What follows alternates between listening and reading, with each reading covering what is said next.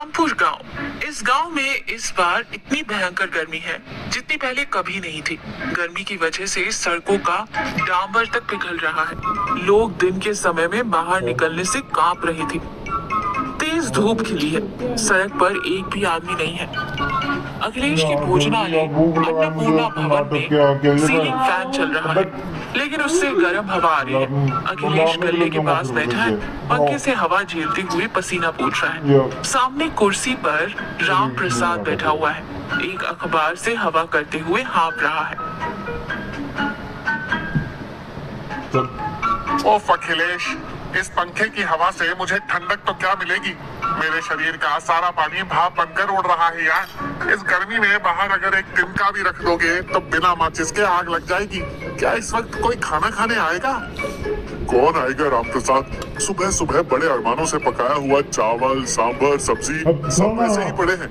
कम से कम 4 लोग भी नहीं आए। इस गर्मी की वजह से 1 महीने से हमारा धंधा आधा रह गया है।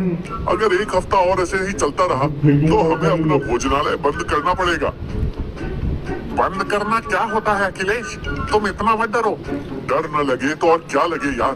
कल ही बैंक वाला आकर नोटिस दे गया है, अगर कर्ज नहीं चुकाया तो 1 हफ्ते में सीज कर देंगे। मुझे डर है कि मेरे पिता का शुरू किया हुआ ये भोजनालय मेरे ही हाथों बंद ना हो जाए। तभी फूलचंद कांपते पैरों से वहां आता है। उसके हाथ में एक पुराना छाता है। अरे अखिलेश, मुझे एक गिलास ठंडा पानी दे बेटा। मेरे चप्पल घिस गए हैं और उस सड़क के डामर से चिपक गए हैं यार। ऐसा लग रहा है जैसे गर्मी से धरती फट जाएगी। अखिलेश पानी देते हुए कहता है, क्या बात है दादाजी, इस गर्मी में बाहर क्यों निकले? घर पर ही रह सकते थे ना। घर पर ही रहने को कहते हो, लेकिन पेट तो नहीं मानता ना यार। तुम्हारे हाथ का खाना खाए बिना मेरे गले से निवाला नहीं उतरता, लेकिन इस गर्मी में तुम्हारा गर्मा गर्म खाना खाने से गले में जलन होती है। 10 रुपए ज्यादा ही सही, लेकिन मुझे थोड़ी ठंडी जगह पर खाना खिलाओ बेटा। यहाँ पंखे के नीचे बैठकर भी ऐसा लग रहा है जैसे मैं किसी रेगिस्तान में बैठा हूँ। अंदर से भवानी एक कैलकुलेटर और एक हिसाब की किताब लेकर आती है। उसके चेहरे पर चिंता साफ झलक रही है। सुनिए, इस गर्मी की वजह से तो हमारे फ्रिज का कंप्रेसर ही जल गया है। उसमें रखा दही खराब हो गया, दूध फट गया है। कर्जदारों को तो हम वैसे भी जवाब नहीं दे पा रहे हैं, और अब जो ग्राहक आते हैं उन्हें क्या जवाब देंगे? मेरा दिमाग काम नहीं कर रहा है भवानी। मुझे समझ ही नहीं आ रहा है कि मैं क्या करूं। समझ नहीं आ रहा तो कैसे चलेगा? मेरे पास 10,000 रुपए हैं जो मेरे पिताजी ने मुझे दिए थे। मैंने बचा कर रखे थे, इन्हें ले लीजिए। कुछ नया सोचिए, लेकिन वो सोच ऐसी होनी चाहिए जो इस भोजनालय को बचा सके। राम प्रसाद भोजनालय के पीछे एक पुराने स्टोर रूम में बड़े बेकार सामानों को व्यवस्थित कर रहा है। अखिलेश ने कहा था, राम प्रसाद बहुत मुश्किल से एक बड़े पुराने लोहे के ट्रंक को हिलाता है। उसके नीचे लकड़ी का एक दरवाजा दिखाई देता है। वो आश्चर्य से कहता है, अरे, इस ट्रंक के नीचे ये दरवाजा क्या है? इतने दिनों से किसी को पता ही नहीं था कि ये यहाँ है। वो उस दरवाजे को थोड़ा सा एक तरफ खींचता है। अंदर सीढ़ियाँ हैं। दरवाजा खोलते ही अंदर से ठंडी हवा का झोंका आने लगता है। वो हैरान होकर अखिलेश के पास भागता है। अखिलेश, भाभी, जल्दी आओ। हमारे भोजनालय के नीचे एक बड़ी सी जादुई गुफा है। वहाँ से एसी जैसी ठंडी हवा आ रही है। अखिलेश घबरा कर कहता है, दिन के उजाले में कौन सी गुफा यार? क्या तुम्हें लू लग गई है? तीनों स्टोर रूम के नीचे सीढ़ियों से उतरकर अंदर जाते हैं। अखिलेश लाइट चालू करता है। वो बहुत ही विशाल पुराने जमाने का तहखाना है, और वहाँ बिल्कुल धूप नहीं पहुँच रही। इसके अलावा दीवारें मिट्टी की बनी होने के कारण बहुत ही ठंडी और शांतिपूर्ण है। ये तो बहुत आश्चर्य की बात है। जब मेरे पिताजी ने ये जगह खरीदी थी तो उन्होंने कभी इस तहखाने के बारे में नहीं बताया था। शायद उन्होंने पुराने जमाने में अनाज जमा करने के लिए इसे बनाया होगा। हाँ जी, बाहर तो 45 डिग्री की गर्मी है और यहाँ कितनी शांति और ठंडक है। राम प्रसाद खुशी से उछलते हुए कहता है, अखिलेश, मेरे दिमाग की बत्ती जल गई है यार। ऊपर गर्मी की वजह से लोग नहीं आ पा रहे हैं ना। हम अपने भोजनालय को नीचे शिफ्ट कर देते हैं। मुझे पागलपन वाले आइडिया मत दो राम प्रसाद। नीचे आकर खाना कैसा लगेगा? अंधेरे कमरे में कोई खाना खाएगा क्या? अरे मेरी बात तो सुनो अखिलेश, सिर्फ शिफ्ट नहीं करना है। हम शहर जाकर फैक्ट्री से बर्फ की बड़ी बड़ी सिल्लियां खरीद लाएंगे। उन बर्फ की सिल्लियों को इस कमरे के चारों ओर रख देंगे। अब यह कोई साधारण कमरा नहीं रहेगा, ये अंडरग्राउंड आइस ढाबा बन जाएगा। भाभी ने जो 10,000 रुपए दिए हैं ना, उन्हें हम निवेश के तौर पर इस्तेमाल करेंगे। बाहर ऐसी गर्मी कि आदमी पिघल जाए और यहाँ आए तो ठंड से जबड़े कांपने लगे। इस कॉन्सेप्ट से सिर्फ हमारे गांव के ही नहीं बल्कि आसपास के गांव के लोग भी कतार में लग जाएंगे। भवानी सोचते हुए कहती है, राम प्रसाद की बात सुनने में थोड़ी अजीब है और जोखिमों से भरी लगती है, लेकिन हमें ये एक कोशिश करनी चाहिए। कुछ ना करके भोजनालय खोने से बेहतर है कि कुछ करके हार मान ले। अखिलेश गहराई सोच में कहता है, ठीक है, हमारे पास कोई दूसरा रास्ता भी तो नहीं है। कल से ही काम शुरू करते हैं।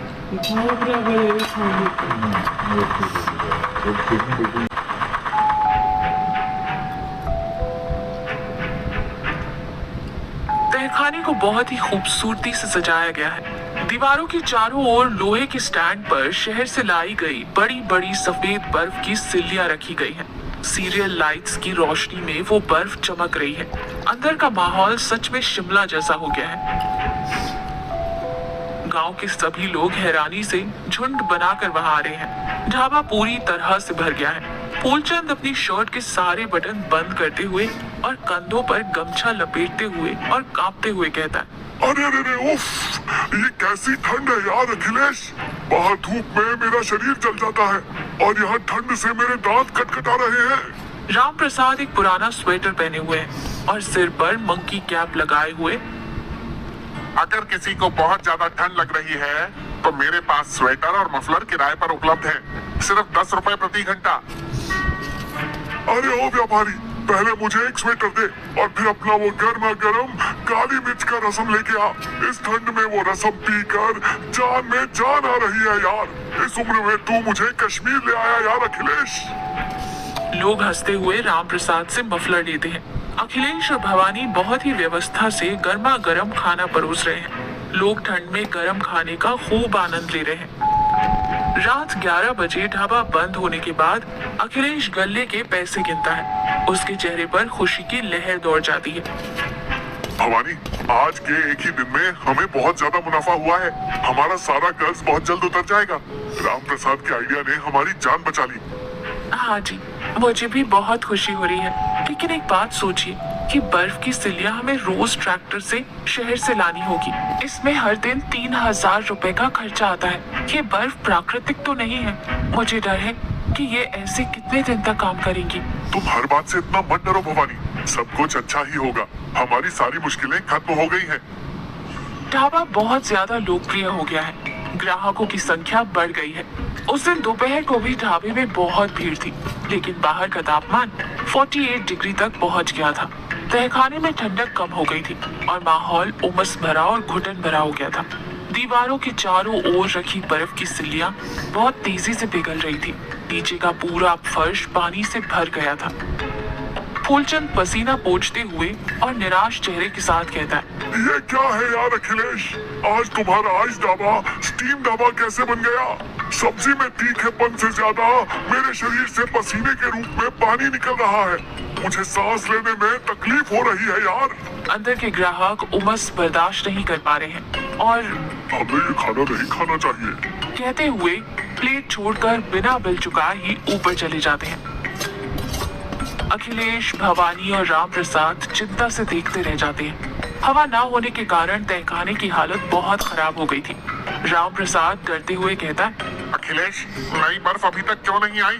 यहाँ जो बर्फ थी वो सारी पिघल चुकी है।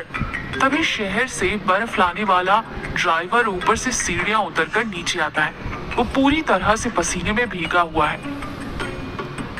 अखिलेश भैया, कल रात शहर का पावर स्टेशन जल गया है। पूरे शहर में बिजली नहीं है और 1 हफ्ते तक बिजली नहीं आएगी। बर्फ की फैक्ट्री बंद हो गई है। मैं अब और नहीं आ सकता भैया, मुझे माफ कर दो। ड्राइवर चला जाता है। अखिलेश के सिर पर जैसे बिजली गिर जाती है। ढाबे में बची हुई सारी बर्फ पिघलकर पानी बन गई है। उस तहखाने में खिड़कियां ना होने के कारण और बर्फ का सारा पानी भाप बनकर हवा में मिल जाने से माहौल उमस भरा हो चुका था, एकदम नर्क जैसा। अखिलेश अपने हाथ की करची नीचे गिराकर और आंखों में आंसू लिए एक कुर्सी पर धड़ाम से बैठ जाता है। सब खत्म हो गया राम प्रसाद, सब कुछ बर्बाद हो गया। अखिलेश हिम्मत रखो, देखते हैं कि कल बिजली आती है या नहीं। क्या देखे राम प्रसाद, कल बैंक वाले को कर्ज की किस्त चुकानी है। चलो वो तो ठीक है, कल रात गांव के सभी बड़े बुजुर्गों ने मिलकर एक मीटिंग रखी है और हमारे ही ढाबे में खाने का ऑर्डर दिया है। मैंने उनसे एडवांस पैसे लेकर सब्जियां भी खरीद ली हैं। अब बर्फ नहीं है, इस टीम रूम में वो कैसे बैठेंगे? अगर मैं उन्हें बाहर धूप पे बिठाऊंगा तो मेरी इज्जत मिट्टी में मिल जाएगी। मेरी सारी उम्मीदें इस बर्फ की तरह पिघल गई हैं। फिर भवानी की तरफ देखते हुए कहता है, भवानी, मैंने तुम्हारे 10,000 रुपए बर्बाद कर दिए, मुझे माफ कर दो। अब मुझसे और नहीं होगा। हम होटल की चाबियां बैंक वालों को दे देते हैं। ढाबे में कोई नहीं है, पूरा तहखाना पानी और उमस से भरा हुआ है। अखिलेश अभी भी वही अंधेरे में उदास बैठा है। भवानी सीढ़ियां उतर कर आती है। उसके चेहरे पर बिल्कुल भी डर नहीं है, वो शांत है। उसके हाथ में खसखस के कुछ बंडल है और राम प्रसाद के हाथ में कुछ पुरानी मिट्टी के घड़े। भवानी शांति से कहती है, सुनिए, उठिए, आप ऐसे छोटे बच्चों की तरह रो क्यों रहे हैं? पैसे बर्फ की तरह पिघल सकते हैं, लेकिन हमारी हिम्मत नहीं पिघल सकती। हिम्मत से हम क्या ही कर सकते हैं भवानी? कल लोग आएंगे, इस उमस में वो कैसे बैठेंगे? वो बैठेंगे, इज्जत कहीं नहीं जाएगी। क्या आपने एक बात पर ध्यान दिया? हमारा ढाबा सिर्फ बर्फ की वजह से लोकप्रिय नहीं हुआ है, बल्कि आपके हाथ के बने खाने के स्वाद की वजह से हुआ है। बर्फ तो सिर्फ एक आकर्षण है। उस बर्फ की वजह से जो खतरा आया है उसे देखिए। इस प्राकृतिक मिट्टी के तहखाने में कारखाने की कृत्रिम बर्फ रखकर हवा को रोक दिया और हमने ही इसे एक स्टीम रूम बना दिया। अगर हम प्रकृति के खिलाफ चाहेंगे तो ऐसा ही होगा। भाभी, आप जो कह रही हैं वो सच है, लेकिन अब बिजली नहीं है, बर्फ नहीं है। कल हम क्या करेंगे? हम अपने दादा परदादा के जमाने के तरीके इस्तेमाल करेंगे। बर्फ की फैक्ट्री वाले पर निर्भर रहे तो उसने हाथ खड़े कर दिए। राम प्रसाद, हमारे होटल के ऊपर रखे हुए 2 पुराने टेबल फैन ले आओ। सुनिए, यहाँ बैठकर रोने से समस्या हल नहीं होगी। उठिए और सबसे पहले ये जो पानी भर गया है इसे निकालिए। खसखस के इन बंडलों को खिड़कियों के पास और सीढ़ियों के दरवाजे के पास चटाई की तरह बांध दीजिए। मिट्टी के इन घड़ों में पानी भरकर कमरे के कोने में रख दीजिए। हमें कृत्रिम बर्फ नहीं चाहिए। प्रकृति ने हमें जो ठंडक दी है वो काफी है। मेरा विश्वास कीजिए, ये जरूर काम करेगा। भवानी की बातों में जो विश्वास है उससे अखिलेश में हिम्मत आती है। तीनों मिलकर रात भर मेहनत करते हैं। जमीन पर मौजूद सारा पानी बाल्टियों से बाहर निकालते हैं। खसखस को बुनकर दरवाजों पर लटका देते हैं। ऊपर होटल से एक पाइप के जरिए पानी उन खसखस पर गिरने की व्यवस्था करते हैं। तहखाने में जगह जगह रेत डालते हैं और उनके ऊपर बड़ी मिट्टी के घड़े रखते हैं जिनमें ठंडा पानी भी भरते हैं। सीढ़ियों के ऊपर से पंखे की हवा को उन गीली खसखस के जरिए अंदर आने की व्यवस्था करते हैं। गांव के बड़े बुजुर्ग और ग्राहक खाना खाने आते हैं। उन्हें पता है कि बर्फ नहीं है और वह ये सोचते हुए सीढ़ी उतरते हैं कि अंदर का हाल कैसा होगा। लेकिन जैसे ही वो सीढ़ियां उतरते हैं उन्हें मिट्टी की एक बहुत ही अच्छी सी सौंधी महक आती है और खसखस की खुशबू के साथ शुद्ध ठंडी हवा महसूस होती है। ये बर्फ जैसी कपाने वाली ठंड नहीं है, ये दिल को छू लेने वाली शांतिपूर्ण और सुखद ठंड है। ढाबे के अंदर हरी भरी खसखस और मिट्टी के घड़ों से माहौल गांव की हरियाली जैसा लग रहा है।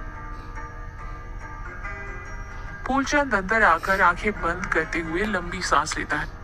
आहा अखिलेश, ये क्या जादू है यार? बर्फ की सिल्लियां नहीं है, फिर भी इतनी मीठी ठंडक कहाँ से आ रही है? और ये खसखस की महक मुझे मेरे बचपन के दिनों की याद दिला रही है यार। मेरे गांव में मेरी माँ भी ऐसी ही चटाइयां बांधती थी। अखिलेश मुस्कुराते हुए भवानी की तरफ गर्व से और प्यार से देखते हुए कहता है, ये मेरी पत्नी भवानी का आइडिया है दादाजी।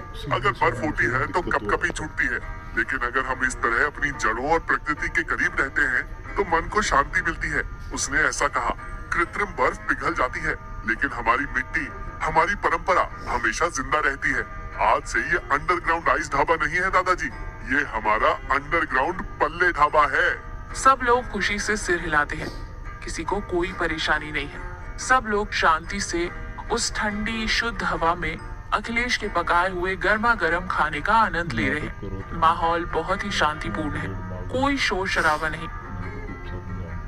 तभी राम प्रसाद अपने हाथ में एक मिट्टी का घड़ा और ग्लास लिए आता है और मुस्कुराते हुए कहता है, साहब, अगर किसी को बहुत ज्यादा ठंडक चाहिए तो इस बार मेरे पास स्वेटर नहीं है, लेकिन इस घड़े में नींबू और अदरक वाली स्वादिष्ट छाछ है। इसे पीने से शरीर की सारी गर्मी गायब हो जाएगी। इसका कोई किराया नहीं है, ये बिल्कुल मुफ्त है। सब हंसते हैं। फूलचंद खुशी खुशी एक ग्लास छाछ लेता है। अखिलेश और भवानी एक दूसरे का हाथ पकड़कर खुशी से देखते हैं। उनकी सारी मुश्किलें उस मिट्टी की महक में और उस पल की शांति में बह जाती है। उनकी मेहनत रंग लाई है और कर्ज चुकाने का रास्ता मिल गया है। तो देखा, व्यापार में या जीवन में टेम्परेरी आकर्षण जल्दी मुनाफा ला सकता है, लेकिन वे स्थायी नहीं होते और खतरनाक भी हो सकते हैं।